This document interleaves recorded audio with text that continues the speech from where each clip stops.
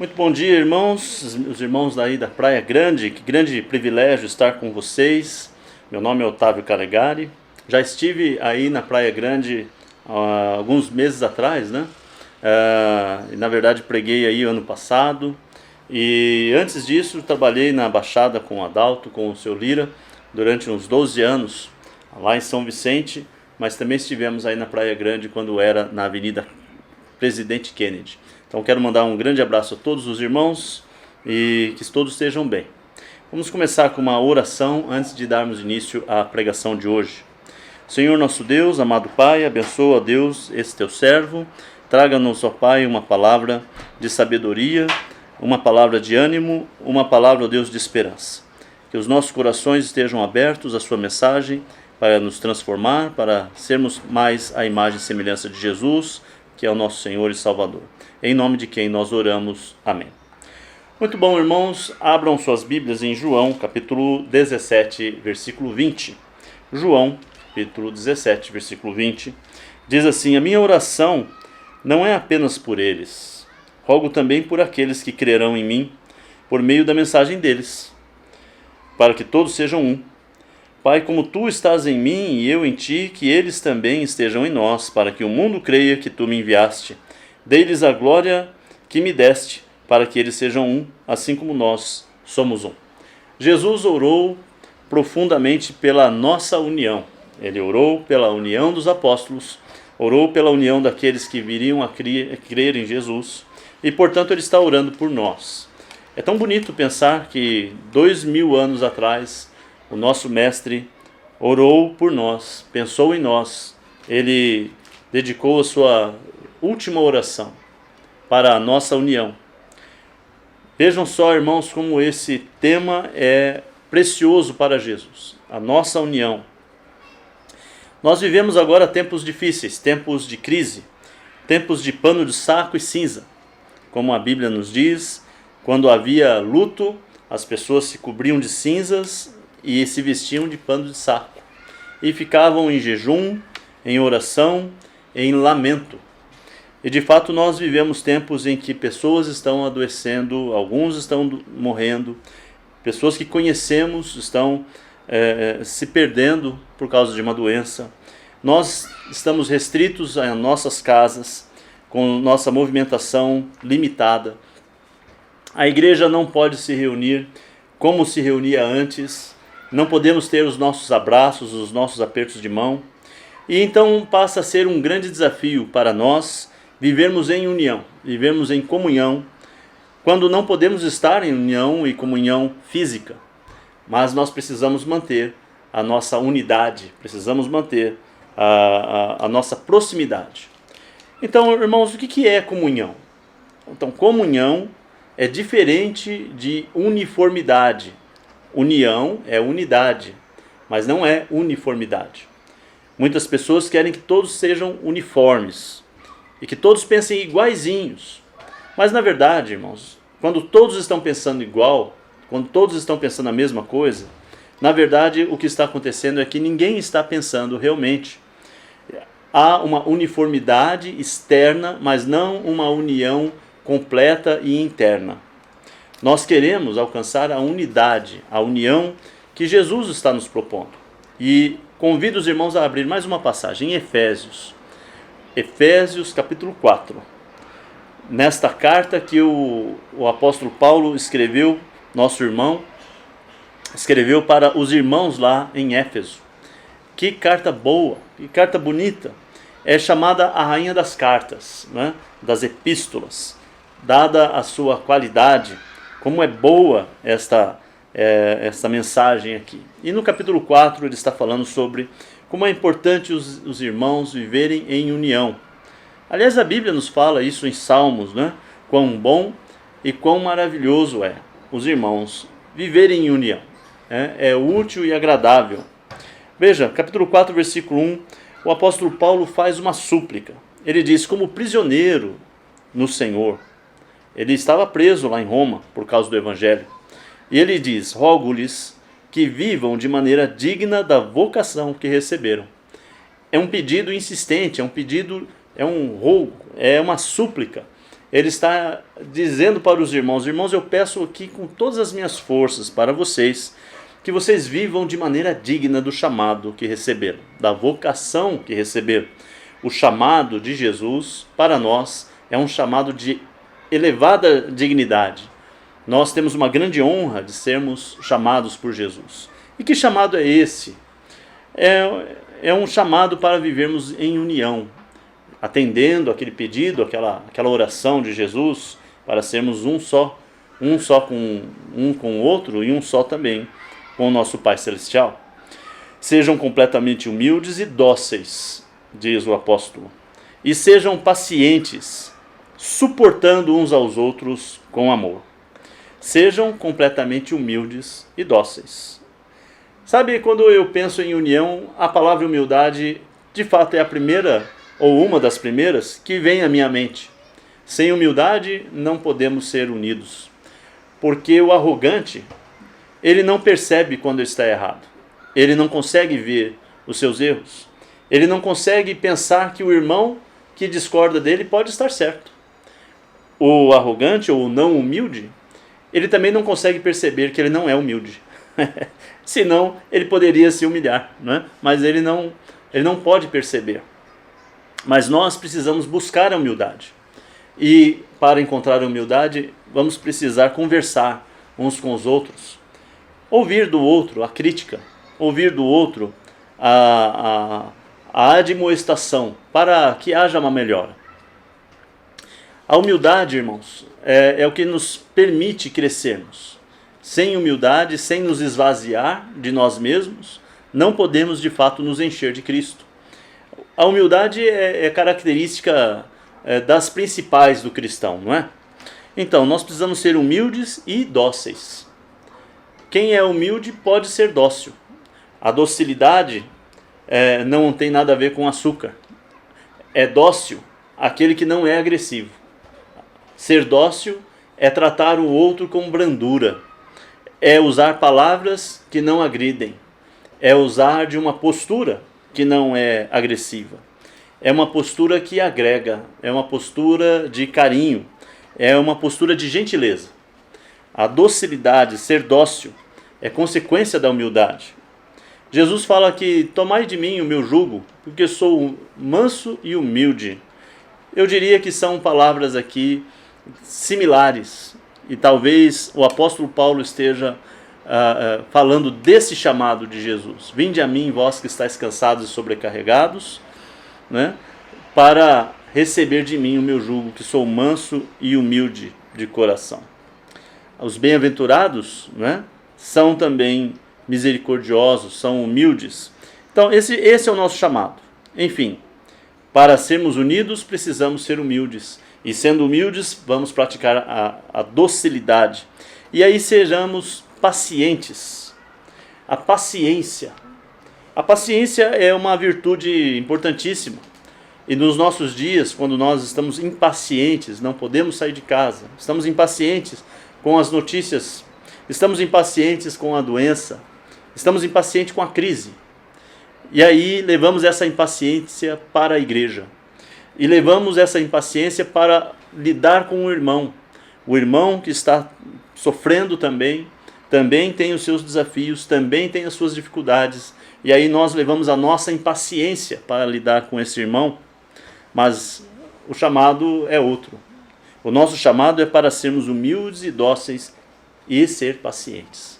Sermos pacientes vai proporcionar que nós suportemos uns aos outros. Interessante essa progressão que o apóstolo traz aqui, que a palavra de Deus nos diz. Nós sejamos humildes e aí então, portanto, poderemos ser dóceis e aí seremos pacientes. Então seremos capazes de suportar uns aos outros. Esse uns aos outros aparece tantas vezes no Novo Testamento. A palavra uns aos outros é para nós suportarmos uns aos outros, perdoar uns aos outros, amar uns aos outros, receber uns aos outros com hospitalidade, uns aos outros, uma recíproca. Talvez você já tenha experimentado de ter sido humilde com um irmão e ele não foi com você. Talvez você já tenha experimentado de ser dócil com um irmão e ele não ser com você. Talvez você tenha experimentado de ter muita paciência com um irmão e quando é você que falha, não há paciência. Talvez você já tenha experimentado ter suportado muito as divergências, o pensamento diferente de outro irmão, mas quando você é que pensa diferente, não há quem o suporte, não há quem esteja do seu lado. Eu espero que seja assim que esteja acontecendo. Pior, irmão, é quando você é o outro lado. Quando as pessoas são humildes com você e você não tem sido humilde. Quando as pessoas são dóceis com você e você não tem sido dócil. Quando as pessoas são pacientes com você e você não tem sido paciente com os outros. E quando os irmãos todos estão suportando você, mas você não tem suportado aos outros.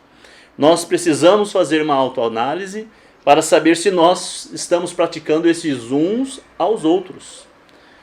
Uns aos outros com amor. O amor. Sempre é o amor.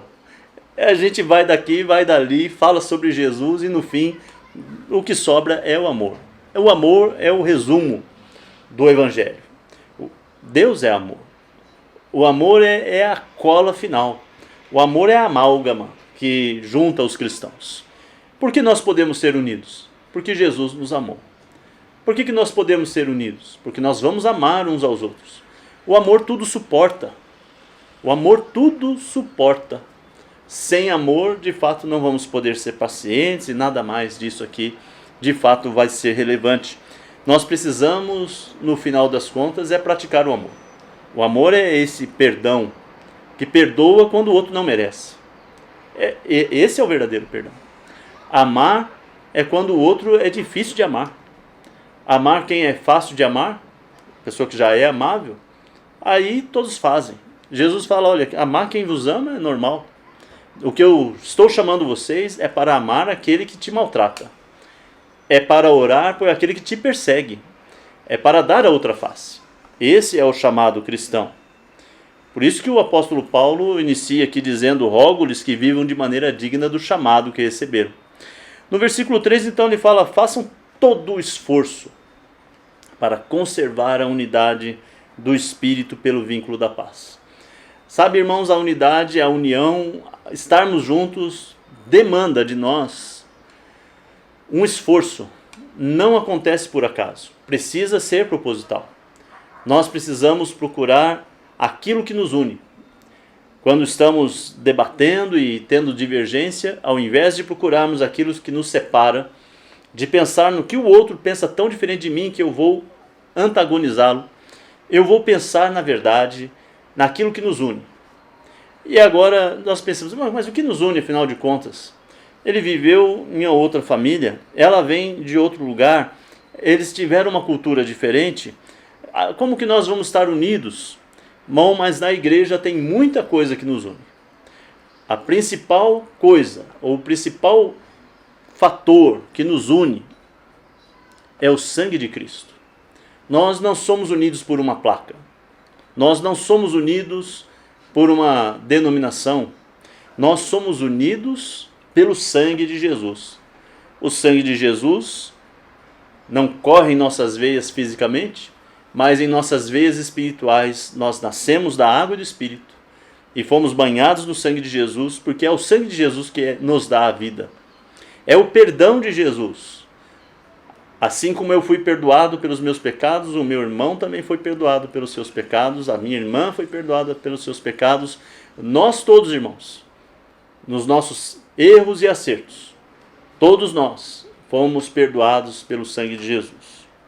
Sabe que porque nós fomos perdoados e temos o mesmo sangue, nós fazemos parte de um mesmo corpo. Fala no versículo 4, a nossa palavra de Deus está nos dizendo, há um só corpo. Um só corpo. Só tem um cabeça na igreja, que é Cristo, nosso Senhor, nosso Salvador. Não há outro corpo, não. Há um só. E nós fazemos parte desse mesmo corpo. Também um só Espírito. O mesmo Espírito que quando você foi batizado, você recebeu o Espírito Santo de Deus. O irmão, a irmã, que você tem alguma divergência, também foi batizado. E também recebeu esse mesmo Espírito. O mesmo Espírito que se agita dentro de você quando você está longe de Deus. É o mesmo espírito que se agita quando você ora, que faz aquela tradução, que fala a Deus com gemidos inexprimíveis. Esse mesmo espírito que habita em você também habita nos nossos irmãos. Nós precisamos levar em consideração as divergências nas opiniões e respeitar as opiniões diferentes, porque nós temos o mesmo espírito. Assim como a esperança para a qual vocês foram chamados é uma só. Nós só temos uma esperança, ir para o céu. Só tem um céu, não tem mais. Então, se você não está bem com algum irmão e você vai para o céu, e aí esse irmão também estará lá no céu, como vai ser esse lugar? Vai ser um lugar com intrigas? Vai ser um lugar com brigas? Não, no céu não tem nada disso. Das duas, uma. Ou você não estará lá, ou essa pessoa não estará lá, ou nenhum dos dois estará lá. E aí irão os dois para o inferno. E lá sim vai ter muita intriga. Fique à vontade. Né?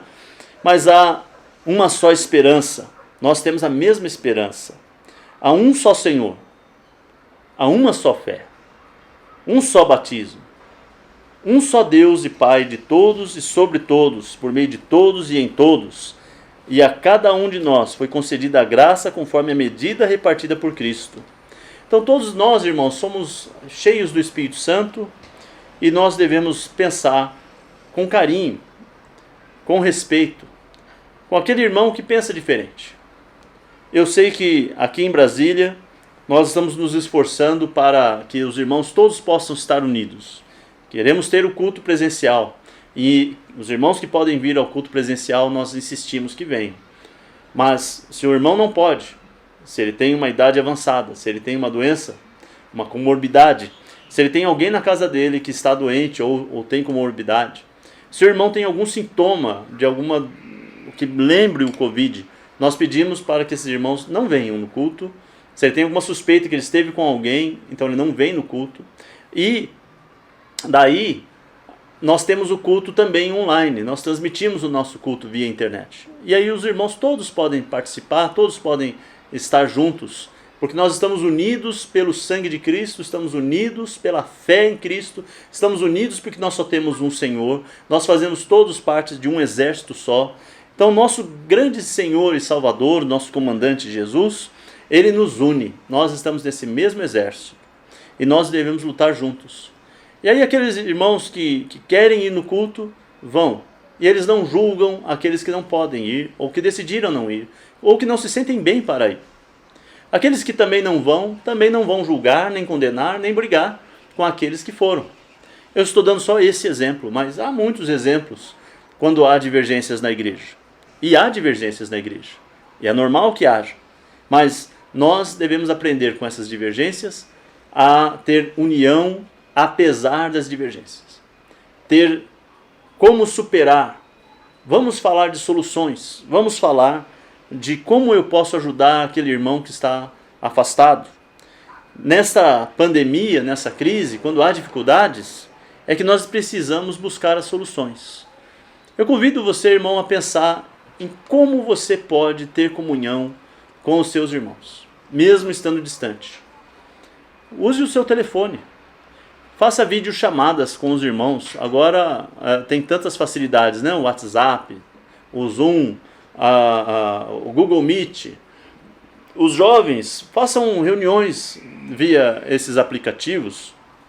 As mulheres mantenham suas reuniões femininas com esses aplicativos. Os casais podem ter os mesmos treinamentos, as mesmas aulas. Os ministérios podem acontecer de forma virtual. E alguns ministérios talvez possam se reunir poucas pessoas lá no prédio da igreja, ou em algum momento, ou fazer um piquenique num parque. Sabe, usar a criatividade para estarmos unidos, mas sem desrespeitar as regras, sem desrespeitar, sem levar vírus para uns para os outros. Nós precisamos cuidar da saúde dos nossos irmãos. Então, respeitando os limites, usando a criatividade, usando a boa disposição, nós precisamos estar unidos. Sabe, alguns irmãos que nós não vemos talvez há 1 ano. Você precisa ligar para ele. Você precisa entrar em contato com esse irmão. Como é que você está, irmão? Talvez esse irmão esteja passando alguma necessidade. Talvez ele precise de uma oração. Os líderes da igreja precisam estar entrando em contato com os irmãos, talvez fazendo alguma visita, com todos os cuidados, com a higienização, com tudo, mas talvez essa visita seja mais importante do que se preservar da doença. Talvez você precise ir lá visitar um irmão. Não todo mundo, não um monte de gente, uma pessoa, 2 pessoas, né? Visitar, orar, estar com aquela pessoa, né? Usa o tal do álcool gel, lava bem as mãos, né? Usa máscaras e esteja na casa daquela pessoa, orando por ela, estar junto, né? Enfim, irmãos, vamos orar, né?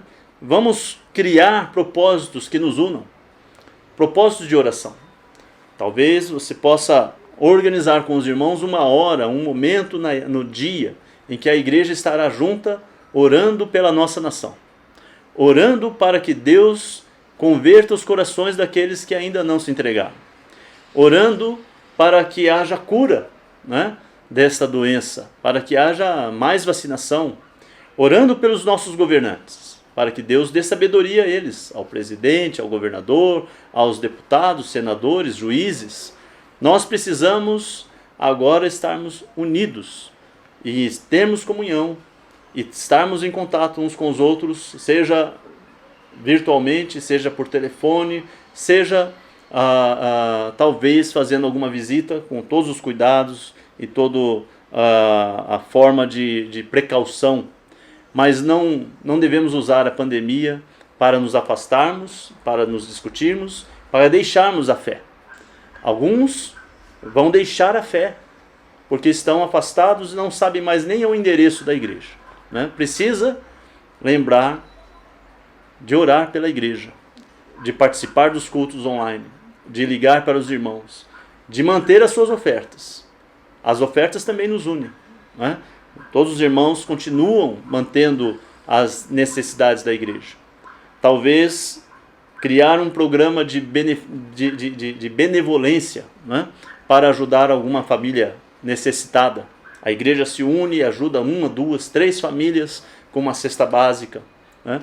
Faça uma oferta especial para isso. Enfim, muitas coisas podem ser feitas para mantermos a nossa fé, seguindo Jesus e união com os irmãos. Eu espero, irmãos, que essa mensagem tenha sido boa, importante para você. Talvez eu peço que o Espírito Santo toque o seu coração para que não seja você o arrogante, não seja você aquele que falta docilidade, não seja você o impaciente e o que não suporta os outros. Mas se for você, que essa palavra venha realmente encontrar o seu coração, para quebrantar, para que haja uma mudança na sua vida. Eu oro mais uma vez para que a igreja cresça, porque nós precisamos, nesses tempos difíceis, alertar as pessoas, porque cada uma dessas pessoas que estão morrendo de Covid, ou estão morrendo em Jesus e indo para o céu, ou elas estão morrendo sem Jesus e indo para outro destino. Nós precisamos alertar as pessoas do perigo iminente que elas estão correndo. Nós temos a responsabilidade de sermos arautos de Jesus, de falarmos do Evangelho, de comunicarmos. E aí então, juntos, seguimos Jesus e salvarmos as nossas almas e as almas daqueles que nos cercam. Que Jesus seja louvado, que você tenha uma grande semana e espero que essa mensagem te sirva como um confronto amoroso, um confronto com docilidade, com paciência, e que você também me suporte se eu em alguma forma te ofendi, tá bom? Que Deus abençoe a todos, tenhamos uma boa semana, oremos para encerrar a pregação. Obrigado, Deus, por essa palavra, obrigado, Senhor, pela união, obrigado, Pai, por ter orado por nós, que essa união, ó Deus, de fato demonstre a nossa fé pelo Senhor, a nossa união possa mostrar um testemunho verdadeiro dos cristãos para o mundo. Ó Pai, que as pessoas possam ver em nossa união o verdadeiro amor cristão. Ó Deus, que o Senhor esteja mantendo a sua igreja coesa, unida e perseverante em Cristo Jesus. Em nome de quem nós pedimos e oramos. Amém. Deus seja louvado. Boa semana para todos.